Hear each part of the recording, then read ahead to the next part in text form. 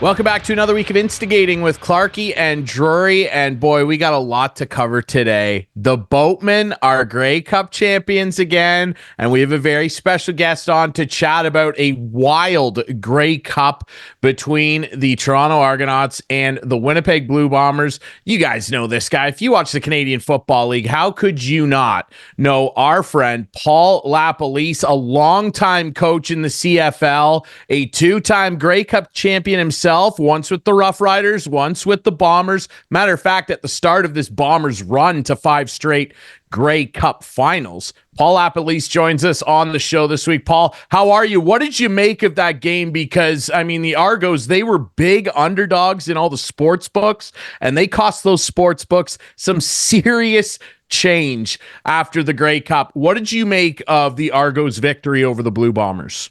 Well, it's pretty consistent for the Argos, I would say this. They played them 3 times. I know they didn't play great offense. This is probably their best offensive game in 3 games. But defensively, I kept saying, the Bombers just didn't play great in their first loss. And then they got a bunch of penalties and they turned the ball over and they got sacked a bunch of times. The second game, similar things.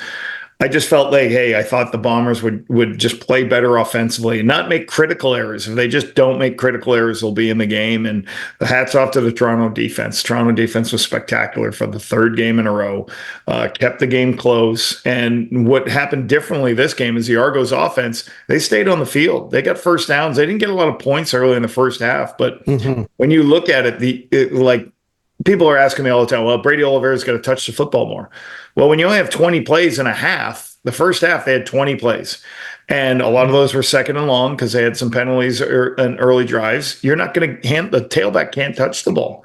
So they did a spectacular job of holding the ball, keeping the ball away from the Bombers. And then when the Bombers were on the field, they forced some 2-and-outs. And it's hard to get in rhythm. And I just felt the Bombers never had rhythm. How much do you think the Argos game plan changed with Arbuckle at quarterback as opposed to Chad Kelly?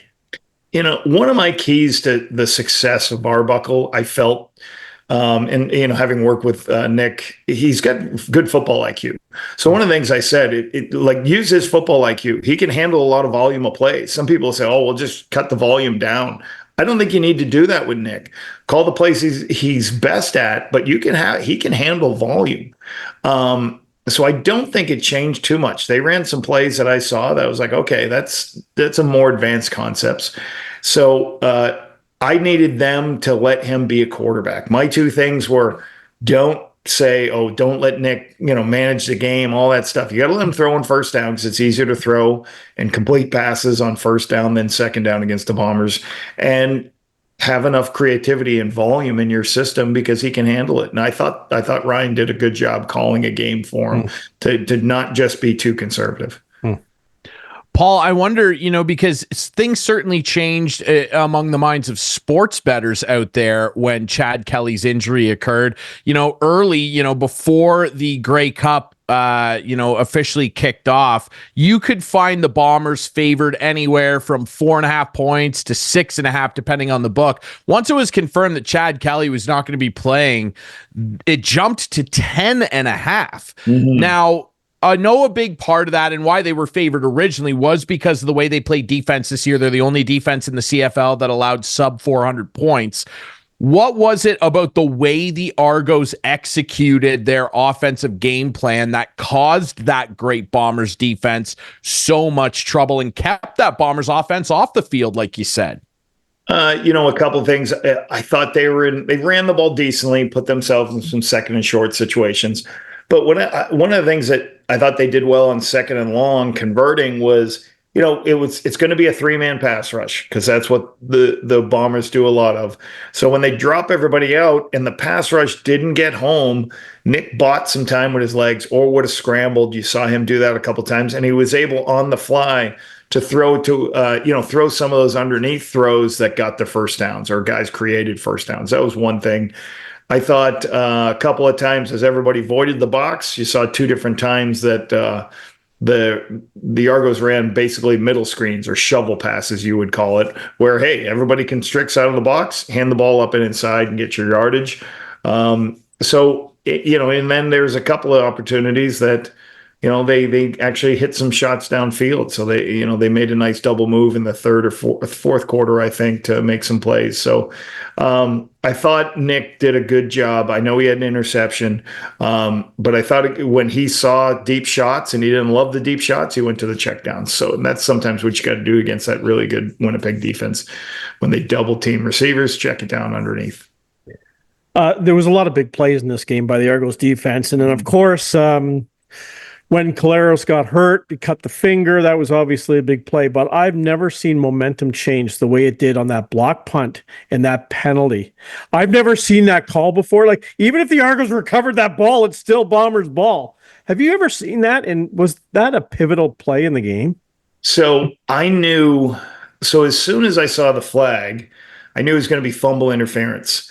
And This is what's crazy. I've been a head coach in the league for a long time. Fumble interference is something we always taught our players during training camp. We kind of actually taught this scenario. I would always have a slide that would say, listen, if there's a loose ball on the ground and you interfere with a guy going for it, he's going to get the ball. I've never really thought about it in the aspect of a blocked punt, right, where no matter if you pick that ball up, you're not going to get the yardage for the first down. So as soon as that happened, I was kind of thinking, is there a difference in kicking plays, or is there a difference where the yardage gain doesn't help for a first down? And I was like, I knew the fumble interference call, but I wasn't sure how it related to a block punt. It just shows you how many scenarios you have to be prepared for. So Andre Prue was right next to me because he was an alternate ref. And I grabbed him like, hey, what's going on? I said, does it matter if it's a punt? Because even if that guy just falls on it, it's still Winnipeg ball. Right. He said, no, unfortunately, there's no way for us in the rules to really research that and say, so it's an unfortunate thing that the guy pushes him in the back, because he should have just if that guy wants the ball, let him take the ball. But once you do the fumble interference, the penalty's drawn. So yeah, a crazy change of momentum there. Yeah. We're chatting with longtime CFL coach Paul LaPolice, who's now an analyst. And, Paul, you mentioned, obviously, you've broken down some of the things that occurred in the game. Obviously, your YouTube channel, Coach Lapo, if people are interested in finding that. You can also find Paul all over social media and get a link to that. I genuinely wonder, and we asked Mike Hogan, the voice of the Argos, this last week, and I just wanted his opinion. I'll ask yours now, and I'm interested to hear yours even more so, because you know what the game is like. You know what it's like to be a coach. I certainly wouldn't say that I think that there's a lot of heat on Mike O'Shea, who has established himself as a great coach in this league. And this team has been to 5 straight Grey Cups. It's kind of hard to think about getting rid of a guy with that kind of success. The only issue is they won the first 2. Now they've lost 3 straight. Where is the heat meter on Mike O'Shea right now heading into next season, would you say? Very cold. Antarctica cold, I would say. What O'Shea's proven in the building, a lot of people would love to be where they've been the last couple of years. Absolutely, they haven't played their best at the end of the year. But you look at the last 2 Grey Cups. The last 2 Grey Cups they lost before this one, down to the wire, end of game games. They didn't show up to the Grey Cup and didn't perform well. They got beat by a Toronto team at the end of the football game, 2 years ago, and they had a chance to kick a field goal to win it. Last year against Montreal, it's a 3rd and 3 that they convert and score next play. So it's at the end of the game. This game wasn't their best. This is their worst Grey Cup performance in the last couple of years, which is unfortunate because they're 3rd in a row. But 5 times winner of the West doesn't happen. 5 Grey Cups doesn't happen. He's in a place where the players respect him, the coaches respect him, management respects him. So I'm sure they're going to be happy if Mike O'Shea's our head coach for the next 10 years. That's kind of what I assumed, Paul. And I mean, like I said, you were there at the very start of this incredible run in 2019. What do you remember about that? Because that was a long time coming for that Bombers franchise that had been through an awful lot of heartache, a great fan base. And, Mike, and the way that he's coached and reestablished the dominance on that team, like he really almost played a key hand. And I would say reviving the franchise. What do you remember about that first one, though, in 2019 that has really set the tone for them being a Western powerhouse? Well, it was 29 years, and I was an offense coordinator there in 02 and 03. I was a head coach here 10, 11, and 12, took them to a Grey Cup at 11 and lost, and then back there 16, 17, 18, 19. So what I would say is like part of the success of that process is I went there in 2016 after a couple of years of television. Mike was in the last year of his contract, and we started out 1-4. And the year before, he only won 5 games, but they gave him his third year. And in his third year, we started out 1-4. We made a quarterback change, and then we won 8 in a row. But we made to the playoffs. We played BC Lions. We got beat by BC, and we were actually performing very well. And you could say we collapsed at the end, but that warranted us an extension, or more importantly, Mike an extension, a 3-year extension. And then what people don't understand sometimes is teams at the bottom, you have to build and you have to climb. So that extension allowed us, we already had Matt Nichols in the building who helped us dramatically. Now people are like, oh, they got a quarterback. Okay, they got great facilities. We already had great facilities. Oh, we like Mike O'Shea. A lot of people say good things about O'Sh. Well, that gets us, I don't know, in the next year, Adam Bighill. And then we get a couple more free agents. And then we keep building the talent to be competitive with Calgary, who was the best at that time. And then we keep getting better. And then Willie Jefferson shows up. So there has to be a build of the talent to get to where you need to be. And then Zach Collaros shows up. And don't forget, at this time, Zach Collaros, people are worried about he's going to be an injured quarterback. And he went the other way, and he played some of the best. He was always one of the best quarterbacks in the CFL. So now you pair him with a great roster, a great D-line and O-line. That's what you want to happen, but it takes time. You got to give a lot of credit to Wade Miller of like, hey, no, we got to keep going, keep building. And the personnel department saying, hey, we're not ready yet. We don't have enough talent yet to make sure we can compete with Calgary and the other best teams at that time. And then you have to beat that team. Like, that's the hard part. You look at, the BC Lions have had a good couple of years, and, they make a change at Rick Campbell, but Rick Campbell's been against a pretty damn good Western team that nobody's been able to beat. So, I think it is hard. Sometimes you have to give time for the guys to take it to the next level. We lost to Calgary and 17 and 18, and we're just beat. Or in 18 we were supposed to go to the Grey Cup. We're supposed to be the better team. They beat us at their place. You've got to play your best football when your football is needed. Nobody expected us to beat Hamilton in 19, but we peaked at the right time. We played well, and that started the dynasty. Take us as fans through what would have happened on the sidelines when Collaros got hurt, went off, got bandaged up, came back, had to put a glove on. What conversation would happen between him and O'Shea? Just, how's it feel? Really, it's about the player. O'Shea's going to, can you throw? What do you feel like? And you understand if he's been stitched up, if he's got a glove on, all those things are going to. Was he stitched up? Do we know this? I don't know that. We don't know. Okay. Right. Yeah. But whatever, they're going to let him throw the football around and feel. I'm sure it's going to feel different for him. Yeah. But then it's a tough situation, eh? Yeah, it's a tough situation. But then you also look at it, the question okay, at 80% Zach Collaros versus whoever was, whether it's Wilson or Dolegala going to go in. Yeah. And the adrenaline of the game and all that stuff. I think, I'm sure Osh would usually lean towards the veteran in that situation. But really, as a head coach, you're going to be like, how do you feel? Do you feel comfortable enough to throw? Okay. Do you feel comfortable enough to lead? All those things. And you're not going to hurt it anymore. Once you know that from the trainer, you talk to the player and ask him how he feels. It was a tough scene, especially with the interception right away. So yeah, it was a big moment for sure. Ryan? Yeah, it absolutely was.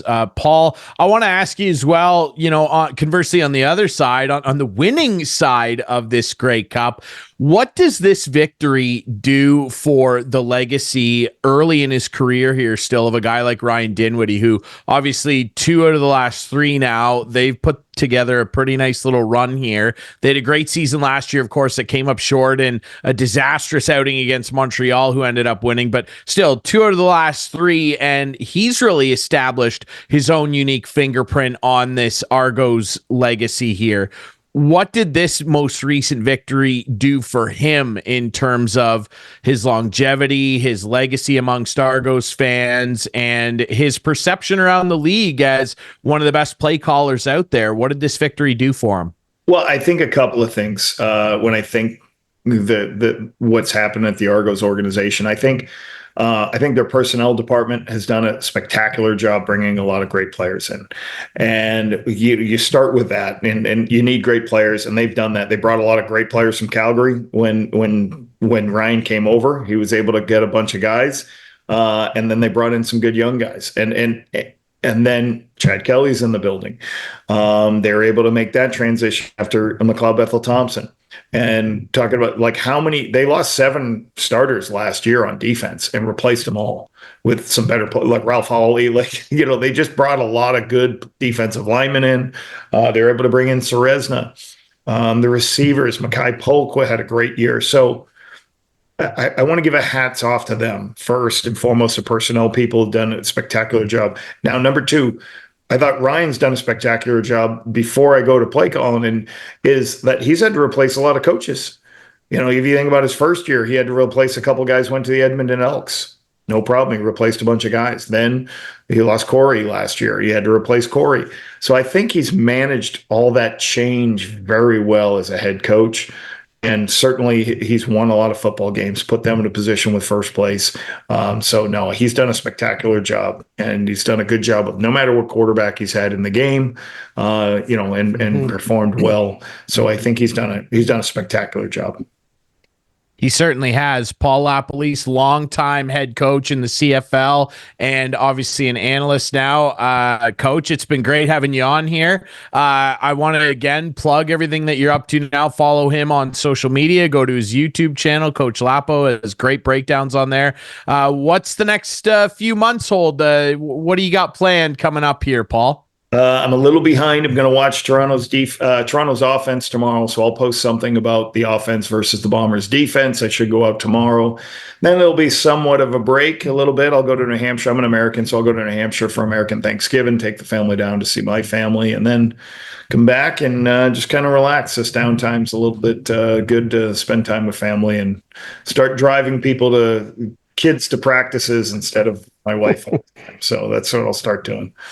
Good to hear, man. Well, hey, enjoy American Thanksgiving down there. Have a blast, and we really, really appreciate your time. Thanks so much for doing this, Paul. Okay, thanks, guys. Thank you. All right, we'll take a quick break. When we come back, my conversation with the PWHLs. How about that? Julia Tocheri, friend of the show. She's going to join us next here on Instigating.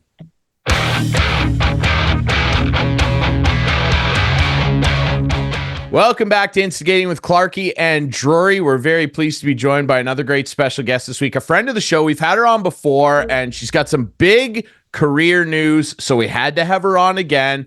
You know this lady. She's had a long and distinguished career at TSN and Bar Down. She's covered junior hockey, of course, for many years, and now she's a full-time member of the PWHL's new venture, PWHL Media House, where they have purchased the rights to her podcast alongside her great co-host, Tessa Bonhomme, Jocks In Jills Podcast, the host and the pride of Thunder Bay, Ontario, ladies and gentlemen. Julia Tocheri is back on the show. Julia, how are you?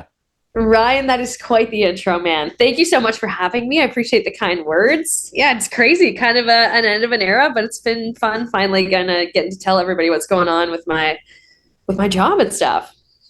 Well, before we dig into obviously this new venture, and I mean, it's technically not new. Like, you and Tessa launched the podcast last year while you were both still with TSN. But before we kind of dig into what's coming next and what's going to be a very exciting season of coverage for you guys with the PWHL, I mentioned, obviously a long time. I first became familiar with you with the Bar Down crew and all that great content over many, many years. And of course on TSN covering a number of different events, Leafs Lunch, OHL stuff. You guys, you've been involved in so many different facets of the game. As you reflect back on your time with Bar Down and TSN, what are some of your favorite memories that come to mind? Oh, Ryan, you're going to make me emo because honestly, leaving TSN was the hardest thing I've ever had to do. And it wasn't something that was really on my radar that I was planning to do. And I think Tessa and I both feel that way. And we've been kind of clear in that. And in our departure from TSN and in that story in The Athletic that Haley Salvian wrote, like neither one of us were looking to leave. We both had the dream job. And that's evolved, obviously, with this new opportunity with the PWHL. Kind of feels a little bit bigger than myself and that I could help grow something in a way that, I don't know, I'm never going to make TSN any bigger. Like TSN is what it is. So it's a cool opportunity to be able to really build something. But in saying all that, favorite memories from TSN, I don't know. I started working there when I was 19 years old. So I really grew up there. I'm 26 now. I feel like I became a whole formed adult in my time working at TSN. So there's so many formative memories from like my beginnings when I was an intern or just like a new hire and doing the 6 to 2 night shift from Scarborough and like covering a bunch of games at once and having Jay and Dan walk in and like throw you a funny comment when they walk by, and it would be the coolest thing in the world when you're just starting and still in school. Junior hockey will always hold such a special place in my heart. I honestly, if you want to talk about being emo, I can't talk about the Memorial Cup. It'll make me too sad. I love the Memorial Cup. Covering that event every year for TSN will go down as the highlights of my career. It's such a special event, and it's honestly one of the reasons I love women's hockey is because the athletes are so open and they're so available and they're so willing to like contribute to your coverage and they appreciate what you're doing. And that's not to say like in the NHL, the guys aren't nice or anything like that, but there's obviously just a lot more people. There's more of an appreciation for what you do. And there's a real sense of community in women's hockey that I find a lot in junior hockey too. I love going to those small towns. I love telling those stories like St. John, New Brunswick, Kamloops, the Saginaw, Michigan. Like these places will be so near and dear to my heart forever. Women's World Championships and like getting to be on the ice with Marie-Philippe Poulin after she gets a goal to win a world championship. I was on the ice with Bedard after that Halifax game. I got to kind of work with him that whole Halifax tournament and watch him warm up every game. And he was like the most intensive little hockey robot I've ever seen in my life. I'll never forget it. As long as I live, watching Connor Bedard warm up and what a freak he was with his sticks and hiding them before games so nobody could touch them or see them before games. And I kind of got to watch all that firsthand, how he'd be working out. Like everybody would do their pregame warm up and then he'd do this whole resistance band series for 15 minutes after everybody had gone into the room. So many hockey memories that are really cool, but they all kind of pale in comparison to the people at TSN and how much I'm going to miss them and how like flights that were messed up or like getting dinner at 2 a.m. after a shoot that didn't go well. Like just memories like that with really special people, whether it was the production crew I worked with on the TSN hockey side of things or the digital side of things, that Bar Down team that really is like a family. TSN, like it's such an all-encompassing job. You really have to put all of yourself into it when you're working at TSN. So it becomes a family. So that family is definitely my fondest memory from that place. Well, I think everybody would agree that you did put all of yourself into it, and it showed in all the great work you did over the years. And I mean, so many memories, just from watching your career, including junior hockey, of course, which I'm heavily involved in. We got to get you out to a Guelph Storm game at some point. Oh, I love the Guelph. I've been to a Guelph Storm game. I've been to many a Guelph Storm game, not in a couple of years, like more in the Isaac Ratcliffe, Nate Schnarr era of the Guelph Storm. I made it out to those games. And my boyfriend was a Guelph Griffin last year for unbelievable. 4 years. So toss his name out. Let's give him a shout Liam out Ham, here. not a crazy Hey, amount let's of- go, yeah. Liam. Amazing. Well, Guelph's current assistant coach, Scott Simmons, a Griffins alumnus as well, who coached the team last year. He will be very familiar with Mr. Ham. So there you go. Hey, hockey, It's a great man. town. I love what Guelph. a small world. And hey, the Royal City, man. It's an awesome spot. I would love to have you out at the Sleeman Center sometime. It would be a lot of fun. We got to Definitely. get O-Dog down there too. I interviewed him a little bit ago for the Storm podcast, and he's like, I should get back down there. I'm like, you should. Your name's in the rafters, Jeff. Come on. Wait, Yeah, he maybe didn't we even can- show up for that? He must have been there for the retirement ceremony. Oh my God. He showed up for that. I was gonna Jeff say. he was there for that. That was 2016 or 17, I believe. They retired Jeff's number. He was the first guy to have his number retired by the team, followed by Ryan Callahan and Bert. He was there. I actually covered that. That was before I was even actually working for the team. So, Okay. no, he was Oh, there. people like night. that too, man. Like everyone at TSN is such nice people. Like, oh no, those guys you see on Overdrive that make you laugh on your way home from work. Like they make me laugh so much. Just like a nice quick stop and chats with them in the hallway. Like that's what's cool about TSN is the people that you see on the air really are. You can't be on TV that much and like fake your personality. Really, they're cool people. Absolutely. Well, yeah, that's the thing you kind of learn when you get into the industry. Like it's great actually doing the job, and especially if you're on camera, like it's great doing the performance and entertaining people. That's fun. But the stuff that you really think about is like all the laughs you have behind the scenes with everybody, and like, just goofing off with the crew and beers, after a really bad loss or something where, it didn't go your way. And a bad loss for me is like a terrible hit and an interview where a guy gave me one word and I'm like, oh my God, somebody give me a drink after this damn game. I'm like, Please, stuff like that. yeah. They're the best memories. Yeah, slide me a Jack Daniels. That was tough. Yeah. No, but let's dig into the topic du jour, of course, which is Jocks and Jills. Now, I mentioned you and Tessa launched this last year, and like you guys have had the who's who of women's hockey on there. I mean, go down the list: Cassie Campbell, Pascal, Cami Granado. Some would say she's the greatest of all time. So many people. You've just launched as we record this. Season 2, episode 2, Blair Turnbull is on the show. So you got all the big stars on. I loved the episode you did last season with Emrance Mashmeyer too. Like it's a great show. Before we talk about obviously linking up permanently with the PWHL, how did the show come about? Like, because you and Tessa like have a great chemistry. The show's really entertaining and informative, but it's also fun to hear with the guests on there. Like, how'd you guys come up with the idea? Where did it all start? Thank you. First of all, I appreciate that. It came from like the PWHL starting and us just wanting to be more involved. Like we do international women's hockey coverage at TSN. That's how Tess and I got really close, covering the Women's World Championships together. We did our first tournament together in Calgary in 2021. And we were so excited about the inception of this new league. But like, I don't know, there's the whole chicken and the egg thing in media, right? Like you got to cover it you got to cover games for them to grow and be more successful. But games also need to be successful and good for media to show up and cover it. So TSN was playing and this is in that Athletic article that we did with Haley. Like TSN was playing the games, but they weren't producing the broadcasts. And Tessa and I were like busy she was hosting Sports Center and I do all my junior coverage and I'm kind of busy with my day-to-day bar down thing. And we wanted to do more in terms of covering the actual league itself. And there just wasn't a whole lot of room to do that.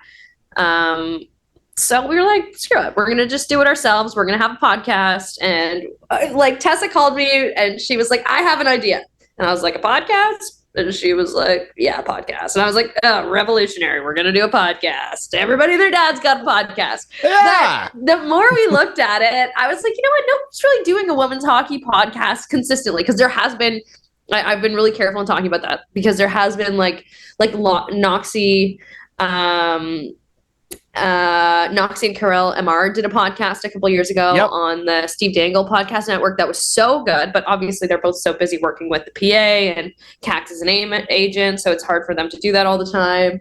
There's been lots of great podcasts. I think the Too Many Men podcast is a little bit of women's hockey coverage too, in addition to their NHL coverage. There's lots of that. Like Jeff Merrick's new show, I'm sure is going to do NHL, and I'm sure there's going to be lots of junior involved there because Jeff is the junior guru, and some PWHL too because he has lots of connections there. But there wasn't really anything in the space that was consistent, that was like really laid back and funny, that felt like having a beer with your friends, which is Tessa and I are lucky because we both kind of approach sports coverage in that way. Like Tessa and I, like neither one of us have ever been like that backup serious, really news anchor type of on-air talent. So yeah, we just had a similar philosophy. And then we're like, okay, let's make this work. And we didn't really know what that meant when we started to do it. Like we wanted it to be good. So we have connections with different brands, and we tried to like work different brands to do sponsorships with us. Like we got Red Bull to throw us a launch party. And then we're like, okay, we have a podcast now. And then I was like, oh my God, we do this every week. So there was some crazy times of like, we were on opposite schedules. I was working kind of 9 to 5 and then additionally had games at night with 2, but mostly my job happened during the day with the like exception of games here and there. But Tessa's shift was mostly like 6 o'clock to 2 o'clock, and she was also driving an hour from Milton. So there was like honestly an hour a week where Tessa and I could catch one another and film the podcast. And sometimes it'd be like after Sports Center, I'd be like, oh, Tessa, it's fine, I'll just wait up, and we'd film it at 3 o'clock in the morning or something stupid like that. Like, but we just wanted to make it work. So it came from like a little bit of resistance that we're just not seeing the kind of coverage that we would consume covering the PWHL. We're just not seeing it. So we just wanted to provide that. And yeah, that's kind of how it started. Well, there you go. And I mean, that's what sticks out about it too. I mean, it sticks out about anything good that catches on, but I mean, especially when your name is on it and Tessa's name, like everybody already just expects it's going to be good. And that's the kind of dedication that people don't see. Like that's kind of what I'm talking about. Like that behind the scenes camaraderie that occurs. Yeah. People just see the final product. They don't see that you recorded it at 3 a.m. sometimes, or right. Or it was our third take because Tessa and I messed up the camera the first 2 times. And like it was exactly just gong show. And honestly, still working through, still a startup, still figuring things out as we go. But hopefully it gets a little better every week. It's a great show, and I'm glad that there's something out there that is specifically like tied direct line into the league. And I know the players definitely appreciate it. Everybody at the league definitely does. So you get through the first season, it goes off really well. Everybody's loving the show. And then you come out with Tessa with this bombshell announcement that you guys are departing TSN. And this is what it is. You're joining PWHL Media House. How does this all come together? Honestly, a series of conversations with us and friends at the PWHL, and we were kind of just planning season 2, like, oh, what's season 2 of the podcast gonna be like? We want to step it up a notch. We want production quality to be better. We want to be able to have more time to do this.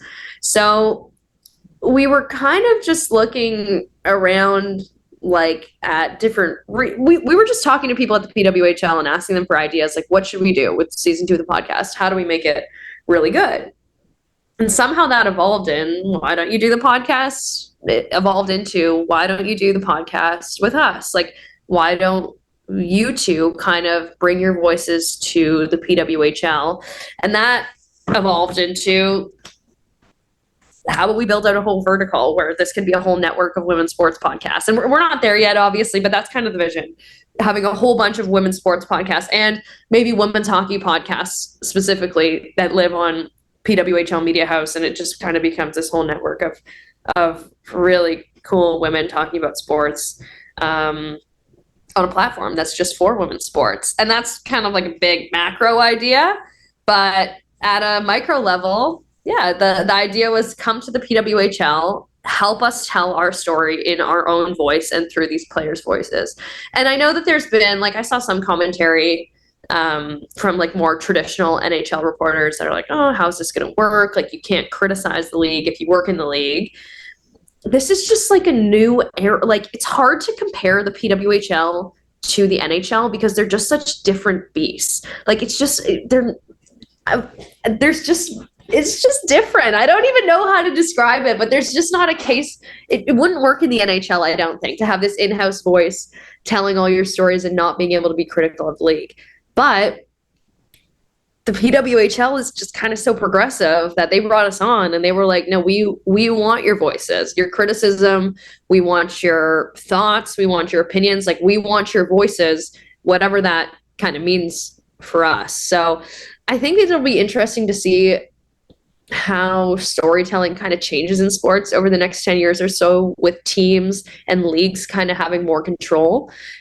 Part of the move was just kind of me examining the media landscape, and there's always going to be live sports on TSN. Like, those are always going to be there.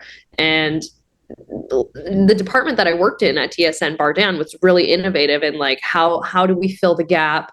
Like, nobody's really watching TV in the middle of the day, just regular old flick your TV on TSN. I personally do, but the trend is more towards digital online content. So it was kind of like me looking around and thinking, okay, what is coming next in the sports world? And I think it's going to be a lot of in-house production. Like, I had a couple job interviews. I had a couple NHL teams reach out to me this summer about being kind of their in-house content person and being their in-house storyteller too. So I think it's extended across the NHL in a team specific way. And you're seeing like teams have their own media team and own team reporter that'll tell their stories.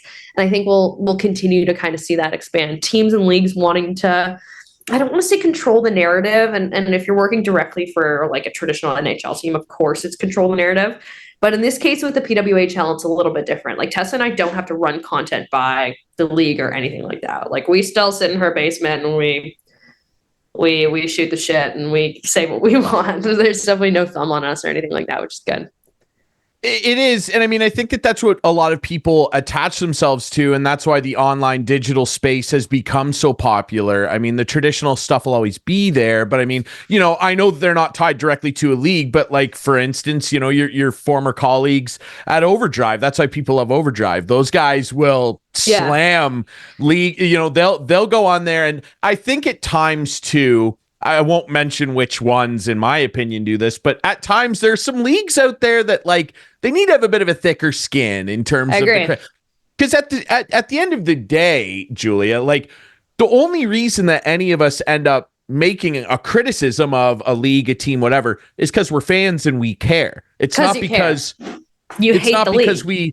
we don't hate it. Like, we want it to be better.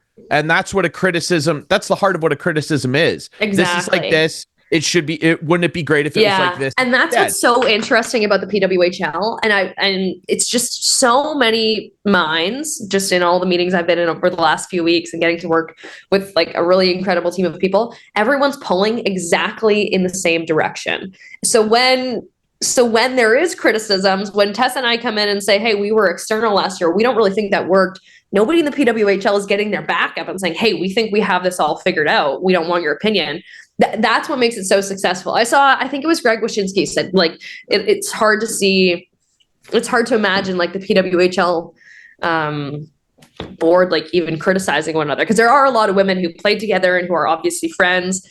But I think maybe what he was missing in his evaluation of that is they're all hockey players too. And like, who fucking goes at their teammates harder and is more honest with one another than hockey teammates in a locker room. So nobody's like, oh, we're all friends and we love one another's ideas. And like, that kind of is the case a lot of the time, because it is a lot of like-minded people pulling in the same direction. But everybody really fucking wants this to work. Like, everybody wants this to work, and it is working. It is working like really well so far. They're kind of ahead of where they thought they'd be right now. And I think that's because of how much it's a different kind of internal accountability. Like, you're not like worried that you're going to lose your job. You're not like, there's not that kind of sense of fear, but it's like, everyone needs to do well because this needs to work. It's like a different kind of drive. Absolutely. Yeah. And I mean, it's all driven by passion. And I've enjoyed what you guys have done so far. I'm so excited to see how it continues to evolve now that you guys are officially positioned with the league. And I think a lot of people feel the same way. And, on that note, to kind of end here, and we got to have you back on during the season to talk about storylines and everything, because you're one of our favorite voices when it comes to the game. Thank you. You made a really cool post on Instagram when, you and Tessa both, when you guys announced you were going to be leaving TSN, and, one of them was like, a cool photo of you back in the day, as a little hockey player and stuff. And, when you consider what's happening now, where this league, not only does it exist and is thriving, you're now directly involved with it. And as a woman in this space, if you could go back and tell that little kid that this is what you were going to be doing, I'm sure that would be a pretty special moment. She'd be like, what the hell? I thought we were going to the NHL. This is terrible. I thought we were getting drafted in the first round. But that's true. Like, we always laugh about that. Me and Tessa have laughed about it before. When you grow up a little girl playing hockey, or when you did, I was like, okay, I guess I got to work really hard and be the first woman to get drafted into the NHL. That was my thought. And then the 2006 Olympics, because I was too small to really remember 2002. I was only 4, but I remember very vividly the 2006 Olympics and seeing that as a more viable goal. So it would be really powerful. And then when I got a little bit older, I saw Christine Simpson on Hockey Night in Canada, and I was like, oh, I could be like that. So the fact that the PWHL exists, yeah, it's unfathomable almost. But in that interview with Blair Turnbull yesterday, she said something that stuck with me, and I think it's so true. And I think it has to be just the MO for this season, because last season was about, we're here. The league is here. This is happening. We've arrived. And this season is going to be all about the hockey. This season is going to be all about the on-ice product. This season is going to be all about the pace of play and what's going on, kind of on that sheet of ice. So I'm really excited about that, and I'm excited for the opportunities it can create for women going forward, because we talk so much about that little girls can dream about playing in the PWHL. Their odds are just as good as every other little boy who's dreaming about playing in the NHL. They're not very good. Every little girl in Canada plays hockey now. You know what I mean? It's not crazy for girls to play hockey anymore. So the dream of playing in the PWHL. Oh no, my cat is coming up on my table right now. That's okay. We have animal mascots on the show all the time. I love it. The dream of playing in the PWHL is a long shot, but what I do isn't a long shot. You could just work hard, and if you love to cover the game, and we've got so many great women working on and not just women. There's lots of great men too working in our marketing departments, working in our front office as a GM, as a ref. It just broadens the scope of opportunity for women coming up in all facets, not just athletes. Well, and that's extremely important. And I'm looking forward to this season. I'm looking forward to seeing and hearing more from the Jocks In Jills podcast with Tessa Bonhomme and Julia Tocheri. Guys, follow the podcast. It's available everywhere, including where you get this show. So no excuse. You can find it. And remember to follow Julia on Instagram as well. Julia, hey, I really appreciate this. Like I said at the start, you're a friend of the show. We definitely love to have you back to chat more about the goings on in the league. And best of luck going forward. This is really, really exciting. I'm proud of you, and this is going to be a lot of fun. So thanks for doing this. Thank you for having me. Thank you for letting me yap about myself. I appreciate it. You guys are the best. Absolutely. All right. We'll take a quick break. When we come back, lots to talk about in the Toronto sports scene. Okay. Clarkey, I know he's got thoughts. We'll talk about that next here on Instigating.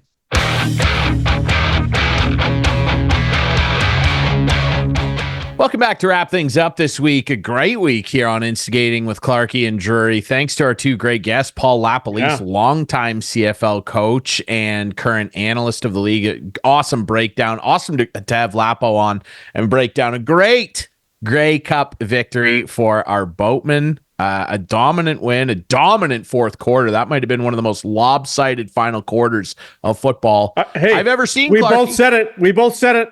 We both predicted an Argo win. I said, this team just wins. That's all they do is win in the Grey Cup.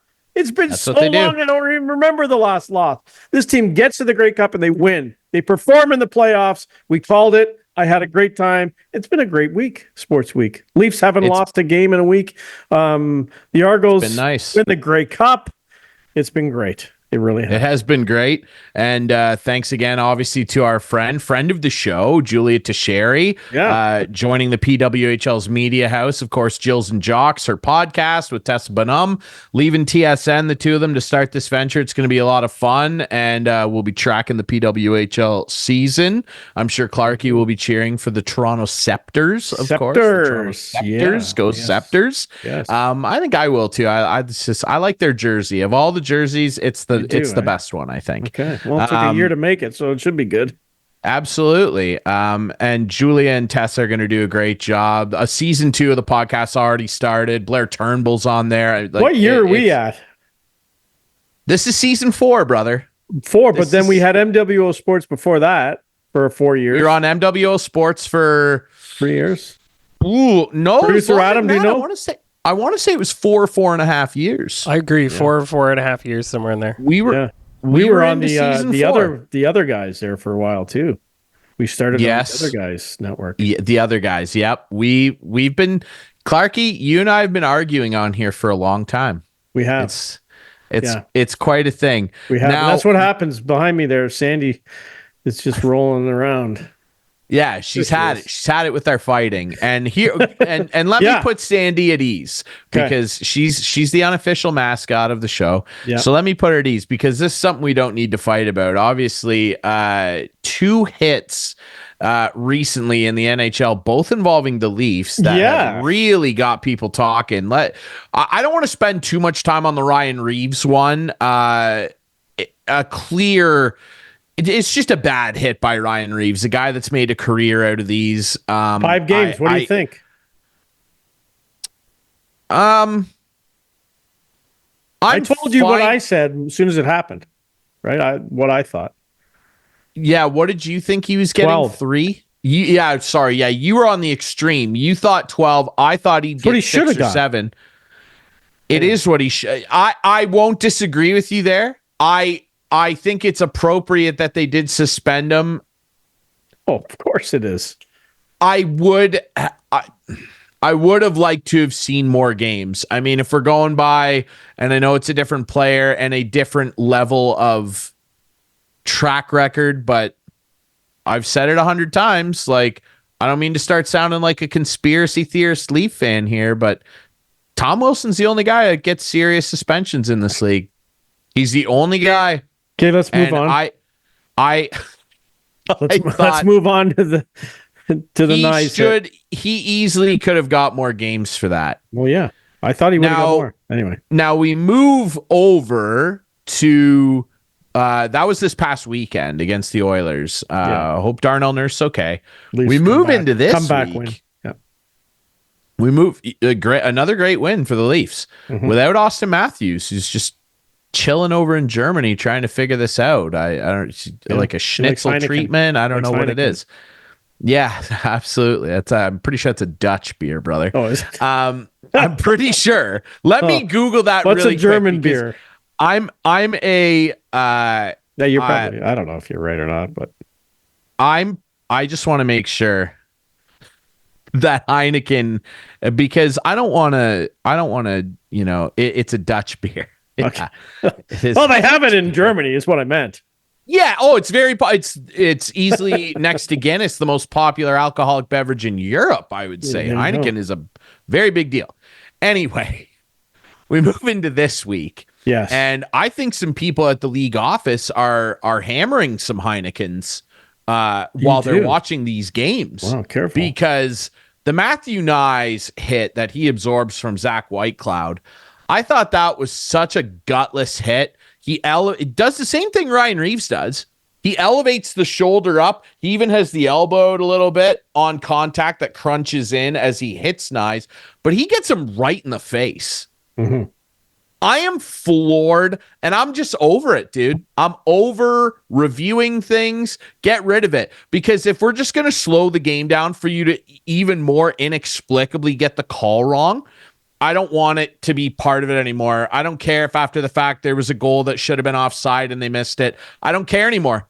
I don't care. I want review gone, because for the league to review that and not say that that was a headshot 5-minute major with what I believe, and he's not getting one. I've been on Twitter all day, Clarkey. I haven't seen anything about Zach Whitecloud getting a hearing with the league. Of course, not he's once. not getting a hearing. I am floored, and I loved. We got to have him on soon. I loved Bonesy's call on that with Jimmy Ralph. He said this is a travesty like 4 times, which is exactly what I would have done if I was on the mic.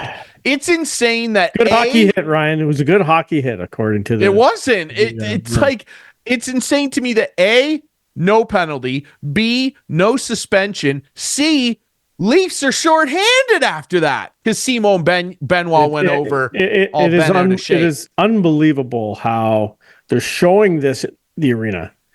Everyone is oohing and awing because you could see his shoulder hit his head direct on, and the announcers, everybody, the ice too. Everybody.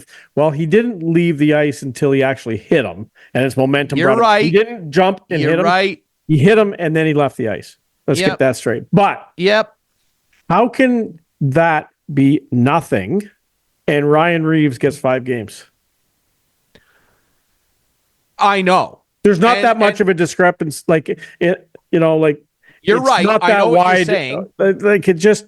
No, it's not that wide. And I'm not saying that Reaves shouldn't have got 5 games, but no. You're telling me that understand. wasn't a penalty?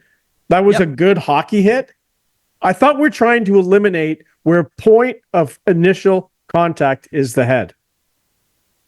And much like the Reaves hit, my argument here would be that Whitecloud's absolutely allowed to hit Nyes there. Well, sure. It's just that the path that he takes and the end result, which again, we're constantly told, Clarkey, what are we told? It's your responsibility to be responsible for your stick, your body, your shoulder, the way you hit guys. It's your responsibility. You need to be responsible for it. He can make that hit and go lower, but he makes sure that he's way up there. He has his shoulder as high as he possibly can go and gets right up through the visor. Like, for the league to look at that and determine that there's no penalty, and no one would have had a problem if there wasn't a subsequent suspension. I think if the call on the ice was made properly, which was a 5-minute major for a headshot. And again, I'm not trying to sit here and say Zach Whitecloud's a dirty player. He meant to do it. No. You know what I'm finding funny is right what now? it is. I gotta interrupt you. Please. Okay. Just, can you do me a favor? Lean a little bit, like 3 inches to your right. Okay, now up, move your shoulder up. Because you've been shouldering your bobblehead in the background. In the head. This? No, the other side. Yeah. Your shoulder's been hitting that guy. Yeah, that guy right there. There. You just hit him right in the head. Yeah. Just like the guy's head's leaning right in. Sorry, I got off on a little tangent. Yeah, Can I interrupt catching him, right? Hold on. Can I interrupt? Producer Adam, interrupt? Producer Adam, yeah. Can I take you back to a clip from our show from October 4th? Just over I know what he's saying. I know what it is. Hold on. Ryan saying he's not doing it. Here we go. I'm going to end this argument right here. Here we go. Go ahead. Yep. Dude, I'm done. I'm not doing this anymore. I can't do this whole, the player safety department. I can't do it anymore. I can't even comment on the decisions they make because they're so asinine most of the time. I can't do it. I'm not doing it this year. You will. I guarantee you will. I'm just going to sit there and go, in Washington will get suspended again and you'll comment on it. What? Watch your mouth now. That's a Stanley Cup champion. You're done. You can't comment on it. Turn this off. That good going, Adam. Can I say in my defense, I technically didn't comment on the Department of Player Safety. I commented you did, because you were talking about their Twitter and looking and seeing if there's a hearing. You did. Yeah, but I didn't complain about what they doled out necessarily. But see, now here's I'm not saying it was inappropriate to play the clip, but I didn't technically. I don't know. How do you think I would love to know how this works? I'd love to. You have Eric Ferlot, Kendrick Nicholson, Kendrick, by the way, from Milverton, I think, somewhere around there. I know his dad. And they're the two officials on the ice. Remember, Sheldon Keefe hated Eric for a lot. Anyway, those two guys. And then you have the Situation Room in Toronto. I would love to know what the consensus was. Was it unanimous? Was it a unanimous decision? I think when they come on, they should say, like the first judge, like a boxing match. Yes. I don't know. Mike Tyson wins. Well, they need more guys in there because there's only like 3 or 4 guys in the Situation Room. No, with upwards of like 12, 13 games. They need more guys in there. I think it's embarrassing. I thought they changed that. But anyway, I don't know, dude. And I don't care because we're not commenting on that, are we? No, we're not. Anyway, the Leafs are playing well with a lot of guys out. When they are, Curtis Holmberg is your second line center, you got to wonder. But Fraser Minton with his NHL first the other night, which was great. Yeah, good to see. I like Fraser. And there's Nicky Robertson still looking for his. I think he's about done. I don't know. You put him on waivers, someone will pick him up. You just got to try to trade him. But I don't know what. Right now they need bodies, so they're not going to trade him right now. No, they can't right now. But does he have a goal? I thought his goal was 1. I think he has 1. Oh, I thought it was. Like he has. I thought it was. It doesn't matter. He's not doing much. Is the point? No, we're almost out of time, Clarky. So let's move to the couch potatoes. Okay. What do you have teed up here, dude? You're excited. There's no doubt who my couch potatoes are. Yes. Congratulations once again, 111th Grey Cup to my Toronto Argonauts. And hold on, our you came on row Argos. Yeah, you joined the bandwagon a little late, but you're on it. That's fine. You're allowed. But it was just again, it was great to see. I remember I go back to 1983, the first time one of my teams won a championship. The Argos Grey Cup win over the BC Lions, 18-17. Cedric Minter backing into the end zone with a minute left after a throw from Joe Barnes. That was my very first time that I had a team win a championship, and a lifelong Argo fan. I had season tickets. And people say, "Oh, I don't watch the CFL. I don't watch the CFL. I'm an NFL fan." Blah blah blah blah blah. You know what? I don't have a team in the NFL, so it's hard for me to get into it. But when you talk about the CFL versus the NFL, did you see the numbers? The numbers for the TV ratings? Adam, put them up. I didn't see the numbers. No. Okay, here's the numbers. Okay, Bills and Chiefs, 895,000. Okay, how about that? Argos Blue Bombers, 3.54 million people tuned in at some point to watch that game. Let's go. You and I were 2 of those. Let's go. 0.54. You were 2 of those? So as a good friend of mine and a guy I worked with for years always said, the CFL is like porn. Everyone watches it and no one admits to it. It's a good line. That's Jim Hunt. Jim Shaky Hunt said that. And I'll never forget it. I'll never forget it. And there you go. 3.54 million people watched the game on Sunday. Yeah. You like that, do you? That was something. Yeah. I don't want Pornhub emailing us looking for sponsorships on here. I don't think that'll fly, but that's a hell of a line. All right, quickly, my couch potato. Producer, and this is sad. This is sad for me to do this on a day where it was announced that he's suffered the most significant injury of his career. It's Ovi. It's the big dog. Come on. Mm-hmm. He is within 27 of tying Gretzky, 28 to pass. He's still, as we record this, leading the league in goals. And incredible. He's the oldest player to ever lead the league in goals. Look at this. Alex Ovechkin, still repping it. Pinpoint to the top shelf. That was against Seattle. He would get injured later in that game when some guy named Jack McBain ran into him. Anyway, 4 to 6 weeks with a broken fibula. He's going to come back. He's still breaking the record this year. This guy's a freak. He's the best 39-year-old player I've ever seen in this league, and he's already the greatest goal scorer of all time. Good night. I can't wait to watch him pass Gretzky. Thanks for the call there too, producer Adam, throwing it in my guy Joe Beninati. All right, that's it. Thanks to Paul LaPolice. Thanks to Julia Tocheri. Congrats to our boatman, the Argos. Let's go. Another great cup.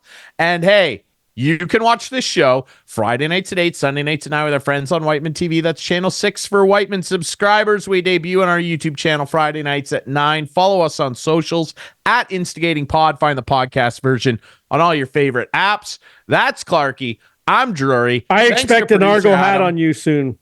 Mister. Let's go. I'm going to get one. Absolutely. Okay. Hey, Christmas is around the corner, man. All right. We'll be back next week with more instigating. Oh, what have I done?